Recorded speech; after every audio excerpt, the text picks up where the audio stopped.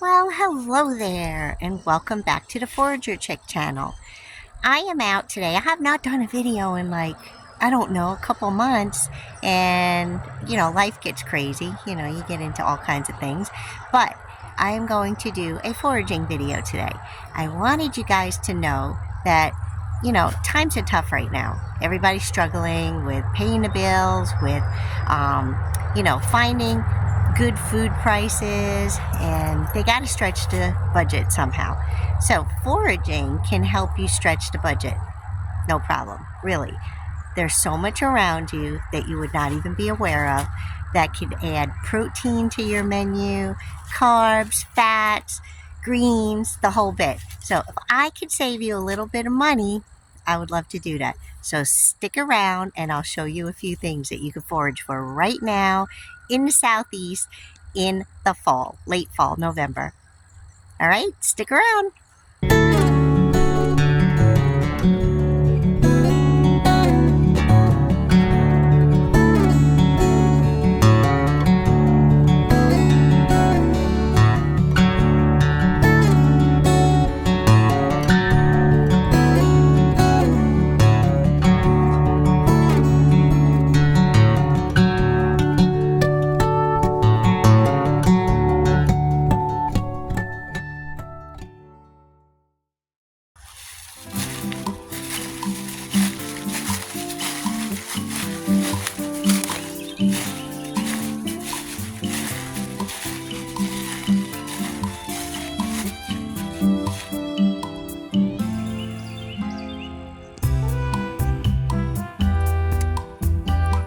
Our first edible is right here.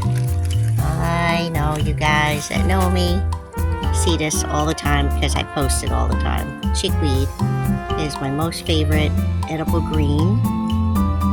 It has opposite leaves with that little point on the end.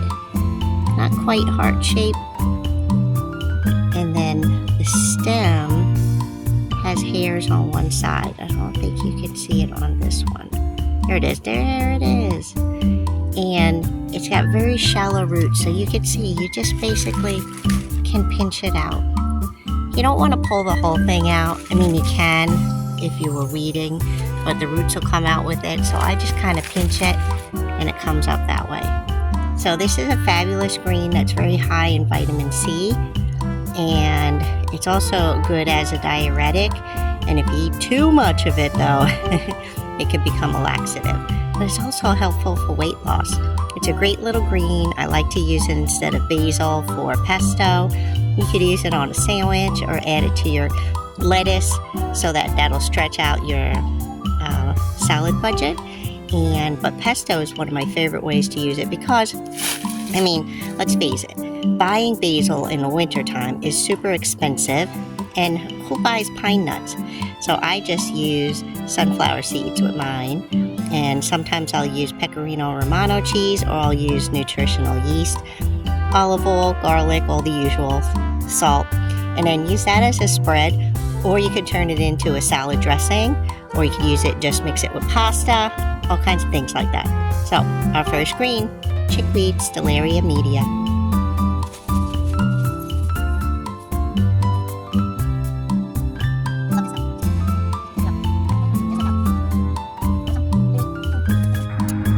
When you are picking your weeds, do make sure of proper identification, because right here, we have a chickweed right there.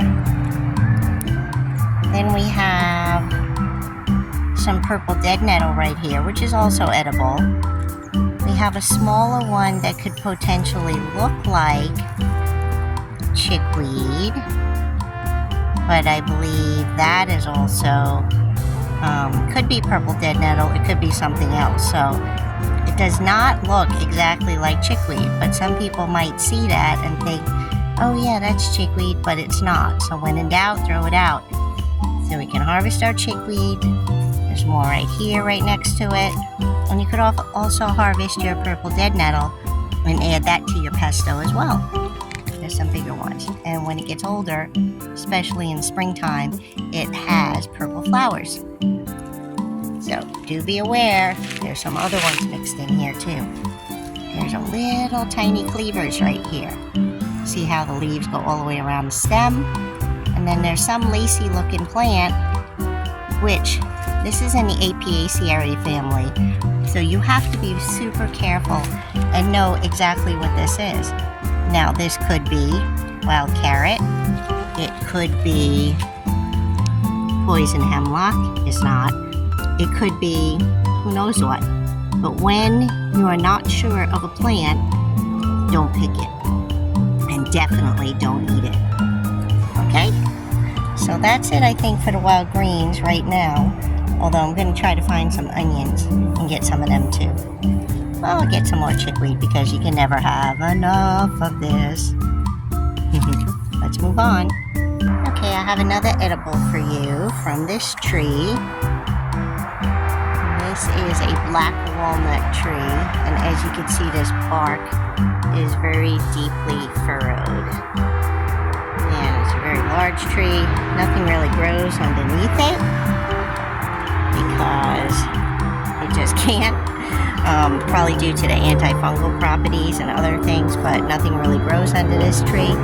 And we have some of the black walnuts. I am not going to pick them up only because I'm actually allergic to these guys. But they're green when they come down. Like there's one over there. If you can see that. There's one right here. And then you break apart that husk, and that husk actually can be tinctured and made, you can make an antifungal tincture. But then we have, if you look right here, here's one of the nuts. That focus, there you go. And you can see it does have some channels in there, a deep little, I forget what you call those, crevices. I know I'm touching it, but I think it's okay. And it might be a little piece of nut still in there. Can't tell if there is or not. I think it's all gone. Something ate it. But these are very nutritious nuts. And if you can get some of them, especially before the animals get them, you can harvest them, crack them open. And they're kind of hard to crack open. I mean, not kind of hard, very hard, kind of like hickories. So first you got to get that husk off, and you got to wear gloves or run them over with a car, step on them. Something to smush the nut right out of it, and then you can crack the nut and get the meats. So there you go, black walnut. And here's our little friend Bo. Hey Bo. Isn't he pretty? Yeah. He's just sitting out here eating his grass. Came over for a little pet. Hey Bo, what you doing? He's a stallion, but he's kind of sweet. Yes, he is. Good boy. What do you think, Levi? He matches you. Hey. Hey, Bo.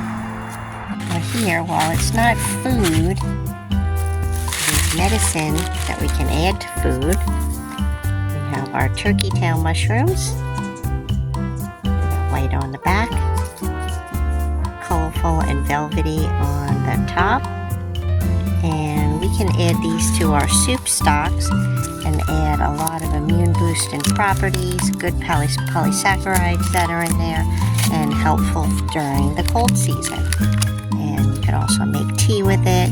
You could add them to drinks, like if you make beer, you can add them to that. You could make, I'm trying to think what else you could do. Goodness, there's so much. You can make it tea, and then you could dehydrate that tea, and then you could use it in some mixes like coffees or hot chocolates or something like that. But my best way that I like to use them is take a handful and put them in my soup stock or bone broth and let them cook away, and then you just dispose of them and compost them. So turkey tail mushrooms. Alright, let me show you what I got for the day for my little forage. And yeah, it's not a lot, but it could still save some money on groceries, and I'm going to enjoy all of it. So I have all of this beautiful chickweed, and I'll probably make pesto out of it. That's usually what I like to do. That's my favorite thing. But there's probably, I don't know, three cups or so here, so that'll make a good bit. I did get some shiitake mushrooms. seedlings. And of course, while these are not wild, the place I was at, I had inoculated some logs, and these are just starting. So if I go back in 2 days, I'll get like a whole bunch, which is going to be pretty exciting. So let's see, I got 2 little pecans, 2 little stinking pecans. I don't know why this time the pecans there were not producing, but I would definitely want to go pick some somewhere else. So I need to find somebody on here that has some pecans so that I can go pick them. And lastly, I got these mushrooms, my turkey tail mushrooms. See that? It's pretty. The outside is white. So yes, I got a whole load of turkey tail mushrooms. Now, if I don't want to use them all for medicine for myself, I can go ahead and dry them, which I'm going to do anyway, dehydrate them, and then I can sell them. So I do make a pretty good amount of money on the dried turkey tail mushrooms, or I can make a tincture out of it and sell the tincture too. So yes, not a lot of food, but there's always food out there somewhere. And had those pecan trees been producing, I could have gotten like a whole bucket load. But that's okay, because there's other places to go to and more places to forage, and you never know what's going to happen tomorrow. So I hope you enjoyed this video. If you did, please like and make a comment down below. Subscribe if you're not already subscribed. And I'd love to hear what you guys are foraging right now too. Please tell me in the comments. All right, have a beautiful day, everybody. Bye.